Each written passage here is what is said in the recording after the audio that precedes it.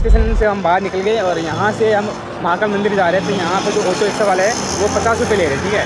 अगर आप तो वहाँ पर बार्गेनिंग करोगे तो 20 या 30 रुपये में पहुँचा देगा। हम दोनों तो पैदल जा रहे हैं कि हमें घूमना है, ऐसा सारे को दे सकता है। जय महाकाल, जय महाकाल, जय महाकाल। तो हम जा रहे हैं रूम देखने। ये रहा हमारा होटल, इतना पतला।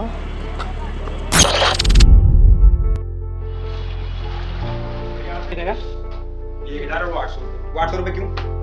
वो डबल बेड है ना, इसमें क्या 5 लोग भी होते तो एडजस्ट कर। हमें वही लोग वैसे भी इधर जिस साइड है ना, इस साइड अगर चालू करेंगे तो बड़ा। तो फाइनली रूम ले लिया हमने और रूम देखो, छोटा पर मस्त बना हुआ है।